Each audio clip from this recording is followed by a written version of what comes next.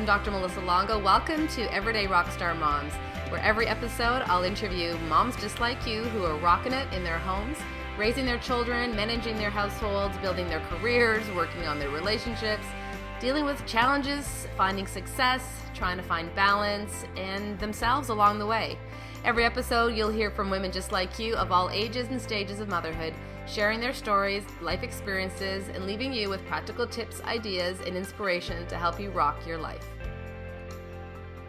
Hello, Naledi. It's so nice to have you here. Thank you. So glad to be here. Yeah, it's fun for me when I get to actually have these conversations with people face to face, because oftentimes we record them, over the phone and the internet, and it's nice to have you here. Yeah, it's good to actually be in your company and take a little time out of my house too. Yeah. While your babes are sleeping and while someone's napping and running around like crazy. So I've gotten to know you through our local community here, but why don't you tell everyone else a little bit about you, where you're at right now with your family life, with your business life?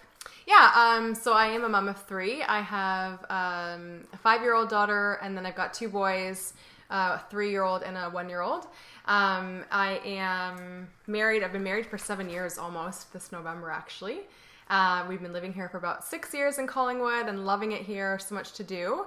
I am a registered nurse, but I've just recently decided to step away from nursing and mainly to focus on being like a work-at-home mom. Mm-hmm. And I'm teaching some family fitness classes as well to kind of keep myself excited about life as well outside of the house and to bring in a little income, and it's been great. Yeah. So let's talk about that little bit of a career switch for you then. Yeah. You obviously loved nursing. I did. What was it, your family life right now and your needs of your young children that prompted the switch for you? Yeah, I think it started when my daughter was born, and I was like really enjoying spending time with her when I was on maternity leave. And right at that point, 5 years ago, I thought I really want to find something that I can do from home to be with her more, but I still need to do something for myself as well. I can't just be a full-time mom, for me anyway. And so I've always been on the search for something else that I can try. And then there's been a few reasons. There's also been the fact that I just don't really know if I'm doing what I want to do with nursing as well. It wasn't really what I'm doing in nursing, what I had been doing, wasn't really what I thought nursing would be when I first came into it. So I think there's been a few different things, and organically it kind of all just came together at the right time after my 3rd child was born, that I could finally seize. I think that's a really common situation for many women to find themselves in. One is that their career needs sometimes change as they have a family, or their desire to be fully in their career changes a little bit, or they find that the career they once thought they were going to love is not really what they thought it was going to be. Yeah. And I don't have any bad feelings towards nursing. I'm still proud to be a nurse.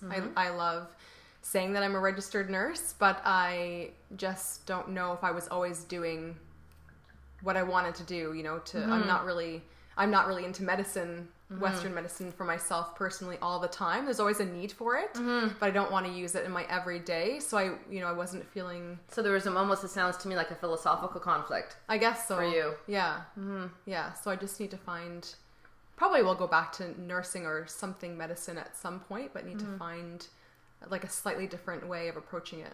Well, I think that's fantastic that you're questioning it and you're listening to your instincts or that inner voice a little bit and trying to make work decisions that resonate with you as a person. Yeah. So let's talk about your new work. So you're teaching family fitness classes. Tell us more about that. Yeah, so the programs are actually called Salsa Babies. It's really been fun, actually. So the main one is Salsa Babies. We have babies in a carrier, and we're dancing to salsa music and doing traditional Latin dances. Yeah. And then we have got Salsa Tots for the toddler group once they're out of the carrier and they can dance on their own. And then there's 2 other programs as well. One's for salsa kids, and that's once they're a bit older and they can actually start to get into the real dances as well. Yeah. And then the prenatal class is Salsa Bellies, which we're just rolling out this year. So that sounds like a lot of fun. It is You're a lot dancing of fun. every day. Dancing every single day. Yeah, who doesn't love dancing? It's so therapeutic. Like there is like this dance therapy movement apparently. Absolutely. So, yeah. And for the salsa babies, when women are carrying their babies in their slings and carriers, I mean, that's beneficial for the babies and for the moms. It's very positive. Mm-hmm. Yeah, that you can have your baby on you and be nurturing them while you're taking care of yourself and being around other mothers is socially wonderful. Meeting that social need as well that so many moms feel there's a void in their life of adult conversation. Absolutely. And, you know, and challenging your brain. People think it's just physical, but try to remember all the steps. You know, like because you go on maternity leave and like your brain gets a little bit stagnant when you're just home with the baby that can't verbally communicate back. So to be able to challenge your mind a little bit is so positive as well.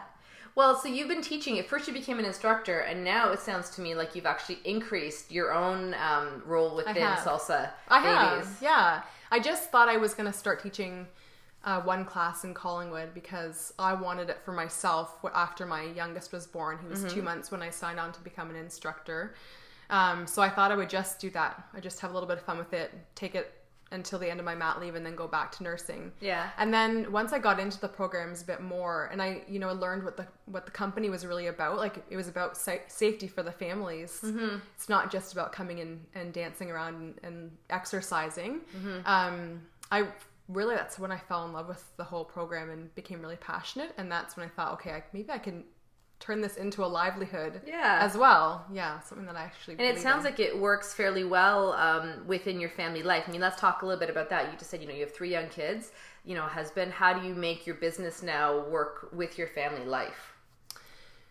We're still working on that a little bit every day. It's really easy, obviously, to leave to teach the classes at a prescribed time. And I know that my kids are covered with my husband or wherever they are.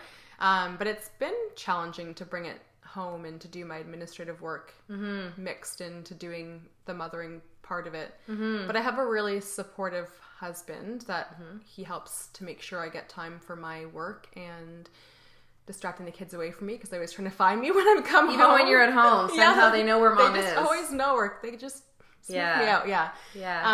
And the kids really love the programs too. So if I need to practice some dance moves, I can just get them to dance with me.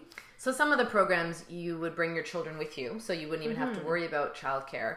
But it sounds like you're still trying to figure out some rituals to get some of the administrative business side of things done.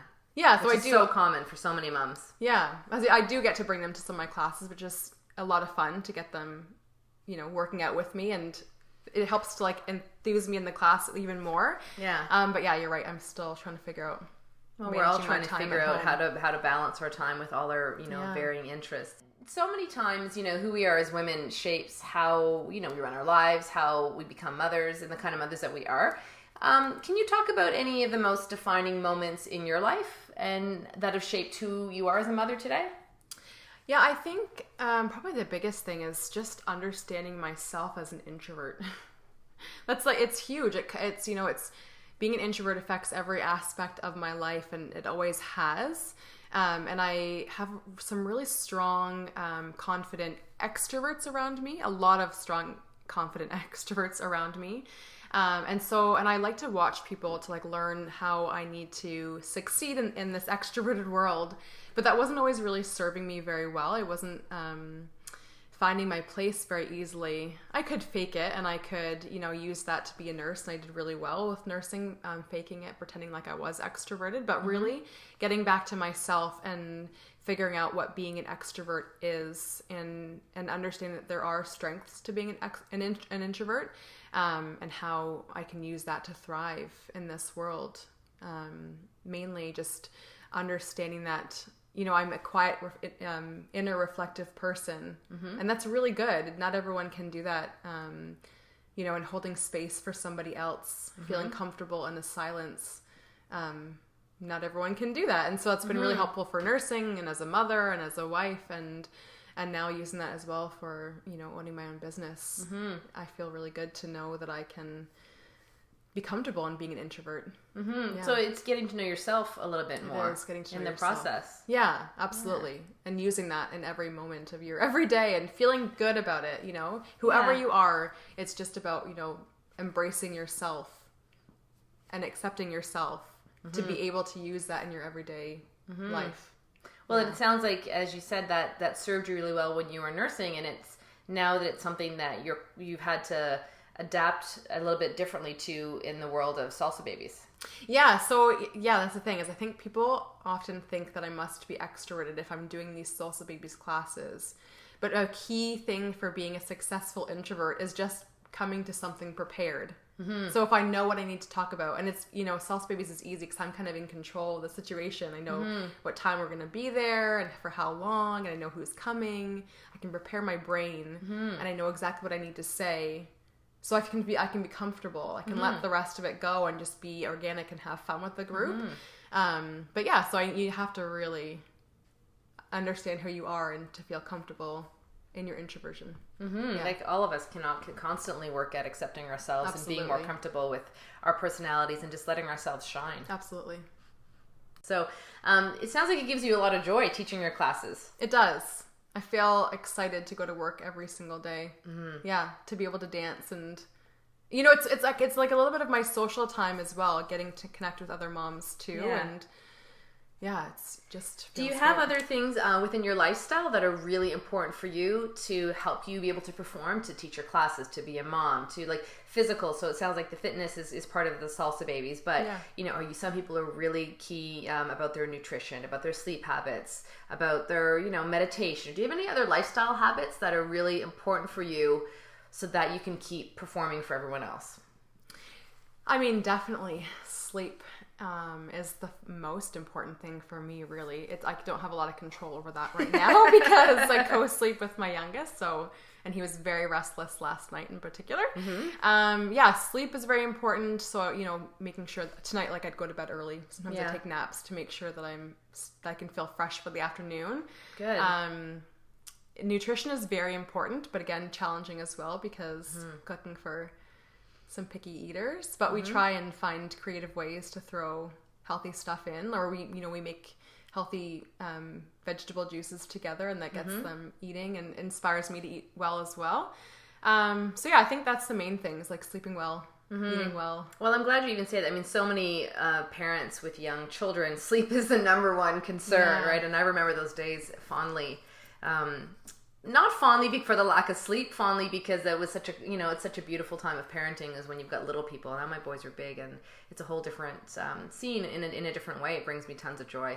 But it's common for the sleep. So I'm glad to hear that you just take naps when you can. You try to get to bed early some nights. Yeah. Because a lot of parents will do the opposite. they'll stay up late because they're trying to get a little bit of quiet time for themselves or with their partner. And sleep is crucial for how your body functions. It's true. So the number one thing is getting the kids to bed at a good time, because then that means that I can have some time. Like, I know that after 7:00, they're all in bed. Maybe my oldest is still awake and I can hear her kind of like chatting to herself in her bed, and that's fine. Yeah. But then I know that that's my time, like from 7 till 10-ish, that I have to do some chores and do some work for my business, and then I still do stay up late sometimes. Like, it's also time for me and my husband to connect. So we do connect on the couch a little bit and talk then. But yeah, I do try to go to bed early. Yeah. Well, that was going to be my other question is, you've got 3 young kids and it sounds like your husband is really supportive of your new business, but how do you guys keep your relationship, strong? I think, we don't really get to go out and do actual fun date nights. Like, we're saving money, and also it's just, it's like an extra element to try and coordinate who will watch the kids instead.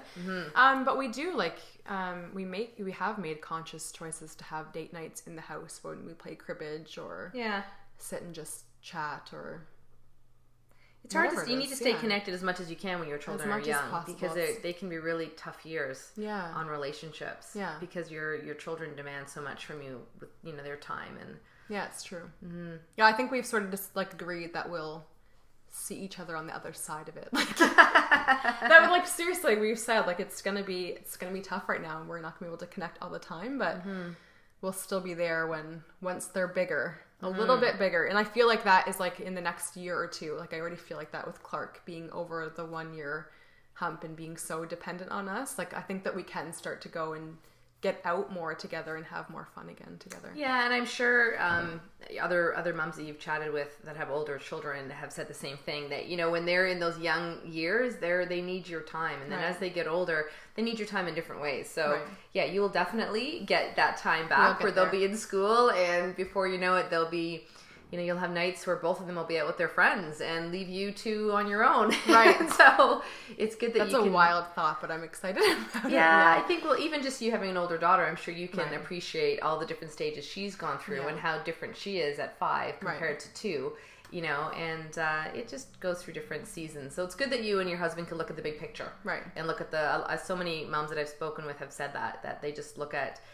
what their values are and that accept that this is a short time of busyness. Right. And do what you can. Yeah, we know it's coming. Yeah. At some point. Yeah. Yeah. So what fuels you every day? You said you're really excited to get to work. You love the work that you're doing now. Are there other experiences that have really impacted you and fueled you as far as where you're at with your life right now? As far as who you are as a mother and the kind of choices that you're making?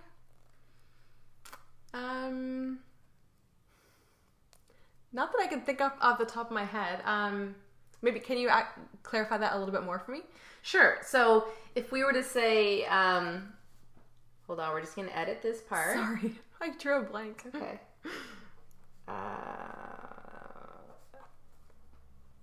Okay, and we're back. So who are the main people in your life these days that you would say have influenced who you are, as a woman and as a mother? I have many influences, actually. Women that have influenced me to be who I am today. Day to day, right now, my sister is a big one for me. We always connect every single day. We talk on the phone and, remind ourselves what we're doing, because she's also a Sauce Babies instructor. So we can, fun. So we can really connect. We connect on a lot of things, motherhood, because kids are the same age in the Sauce Babies. But I think a big person that influenced me, not so much right now, but I still go back to it, is my husband's grandmother. I lived with her when I was going through college. She was like the first real mother figure that I had in my life. Someone to like really show me what it looks like to take care of a house and having a positive attitude towards young children. I think a lot of times I would hear people speak about children and it wouldn't be always like, not that they necessarily mean to talk like this, but that's not always positive how people speak about children. I hear that a lot. So his grandma was the first person, and I always think about Miss Mac. That's what I would call her when I lived with her. She would talk about kids in a really positive way, and then I'd watch her with kids, and you could just see she would speak to them as an adult, not with concepts that are above their head, but just speaking comfortably to them without, inflecting her voice, and I really appreciated that. So that's shaped you and your own perception of the kind of mother that you want to be. Right. Yeah, and continues to this day? Yeah. Or, well, and not so much that I, have those conversations with her anymore about like how to do things, but I just go back and remember what she would say when we were living together. And it still makes me think of how I should be with my kids. Yeah. How important do you think it is that women have some kind of support circle? I think it's so important. So you sounds like you're lucky you have your sister. Yes. And a supportive partner, but it sounds to me from all the women I've interviewed that it's one of the key ingredients to making everything work. Yeah. I think you need to have people that you can talk to when things aren't going well, because things are always going to shift off course a little bit. And if you can't, for me, a lot of it is with myself as well. But if you can't, sometimes it's hard for someone to go inside themselves and just say like, hey, how do I need to shift this a little bit differently? Then you find somebody that you really trust, that is not going to judge you, that you can speak with about it. Yeah. It can be difficult for women, well, and for men too, at times when there's so many decisions that we're faced with as parents, and inevitably someone at some point is going to say something that, judges us or makes us feel guilty about a choice that we made, or maybe it's, thinks that one of our decisions is a little controversial rather. Have you ever had any experiences like that of feeling, that someone was attacking you or judging you for a decision that you and your husband made for your children? Nothing really strongly. No. I sort of think that anything that we knew might be not perceived really well by other people, we've kind of kept it to ourselves a little bit. Nothing major, a little bit, just our choices with co-sleeping and the home birth. We knew what our choices, that the choice was going to be made, and we were making it for ourselves. And so it was, I mean, not that we hide anything, but it's just we didn't put it out there if we didn't want to hear opinions from people. But I guess there have been a couple things where opinions have been offered to us that we didn't really need. And I think it's just going back to remembering why we made the choice. And then once in a while I've gone back to him and said, like, I'm really surprised that person said that to us. And then we just kind of chat again about why we made the choice together, and it's been okay. But so getting back to the values, it sounds to me that's what grounds you in those times of any challenge with anyone else. It's getting back to your values as a family and what you want for your children, and using that to give you strength. Yeah, I think with anything, I always come back to like the root of something. You know, why did we make that choice, and why did we want to do this? Is because you can question yourself as well. Absolutely. I think that you're your own toughest critic. Absolutely. And it can throw you in different directions. Yeah. So I think coming back to it, why was I doing this, and what do I want? Yes. Helpful. Yeah. Well, and there's no shortage of information these days for parents, right? There's so many, family relationships. There's the news. There's media. There's online. There's social networks. There's books. There's blogs. There's videos. There's no shortage of information. It becomes difficult for many women to decipher what is meaningful to them. Right. I like having all the information. It's easy for me when I have a challenge or something that I'm trying to work with the kids, for example.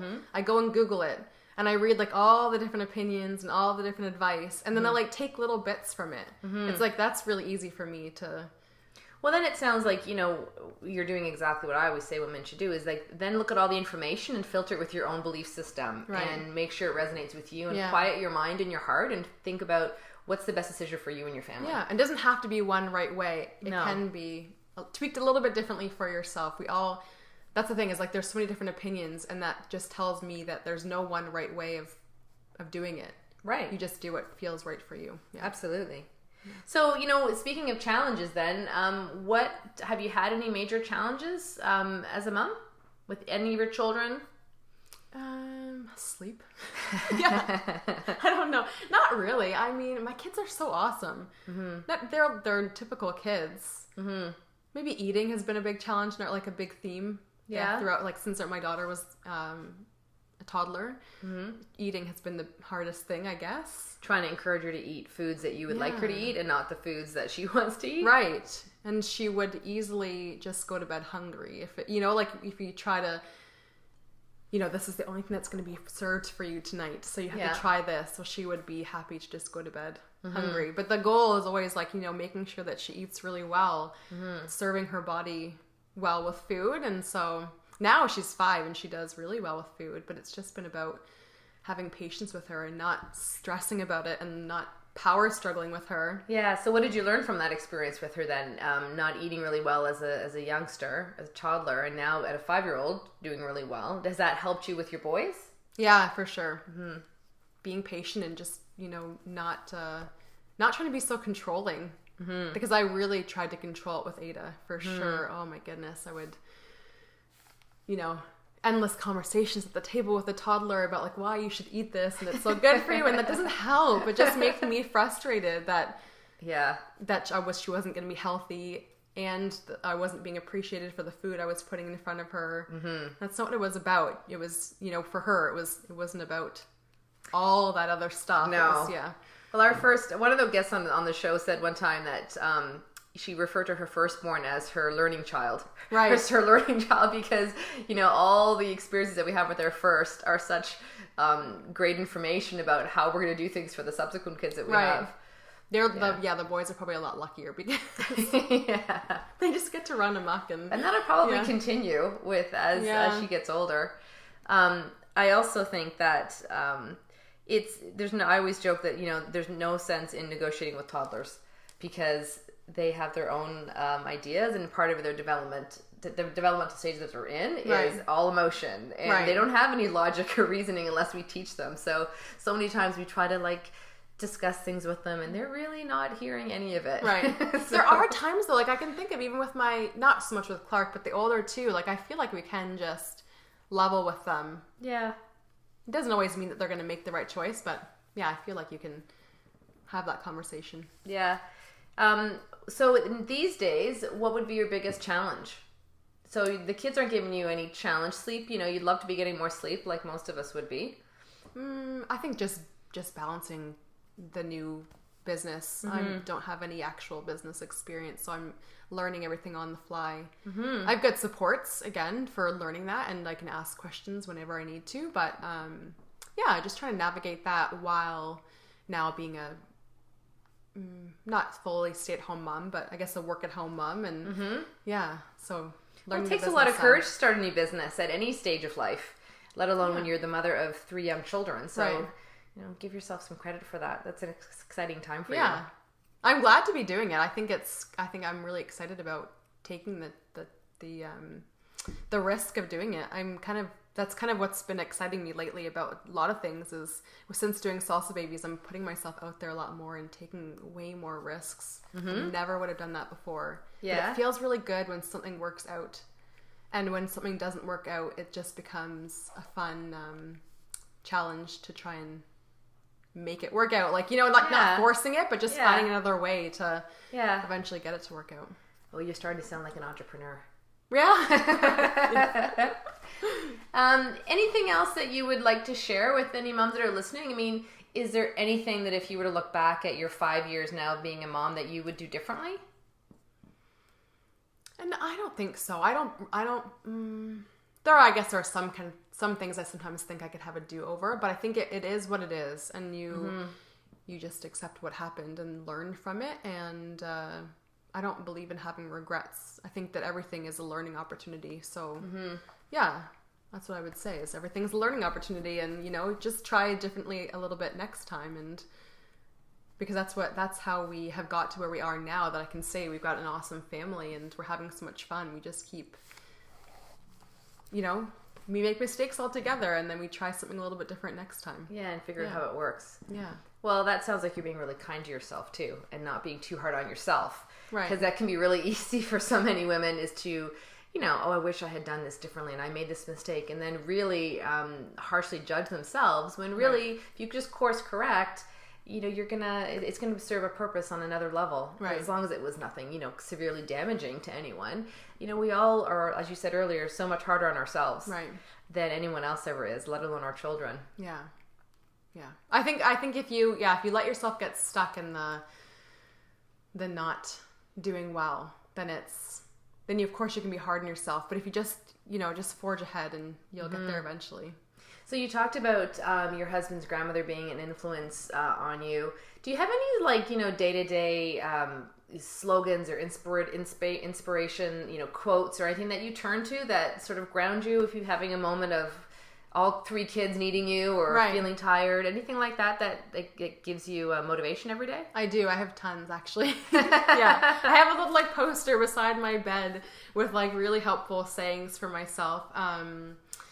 Just even simple things like just breathe and slow down and then start again. That's so helpful to say to myself, just breathe and slow down. Other ones, having faith, surrender to the moment. Probably my most favorite for dealing with my kids is to say to myself, if nothing else matters than your relationship, what would you say?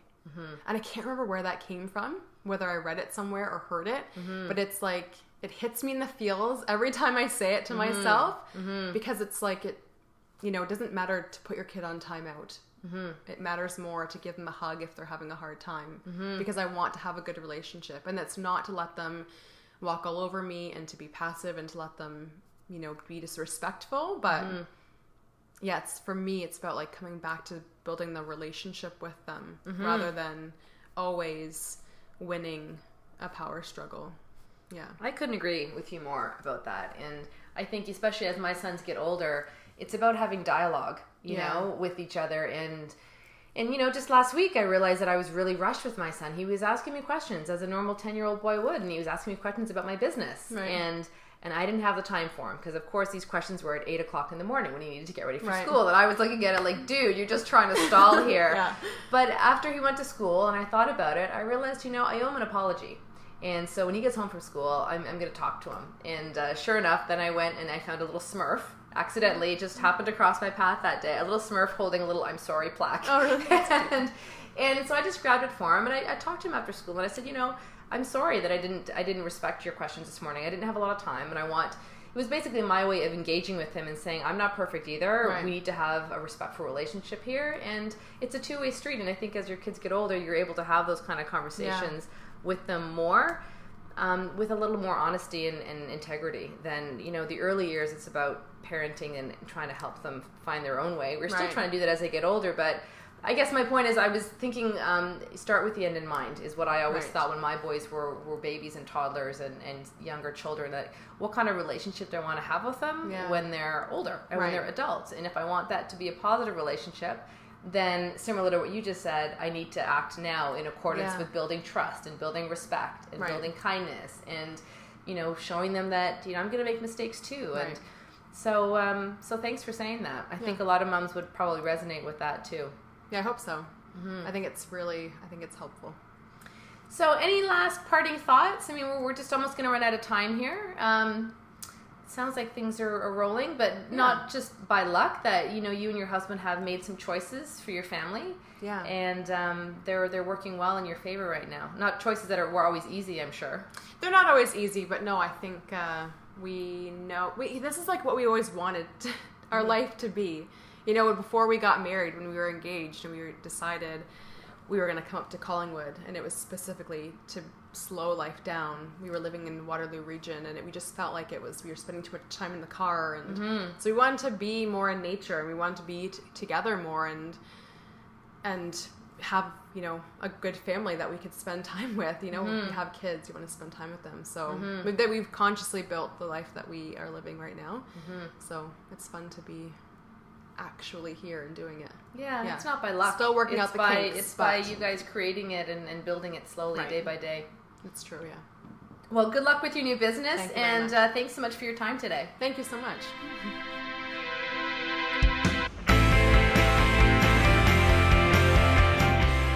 There you have it, a great story today from a mom who rocks. I hope you enjoyed today's show. Be sure to head on over to iTunes and subscribe to the podcast so that you don't miss out on any future episodes. When you do that, I'll be sending you a copy of my top 10 tips for moms. These are some of my personal practical strategies I believe that as women we can all benefit from and help us be emotionally and physically as healthy as we can be.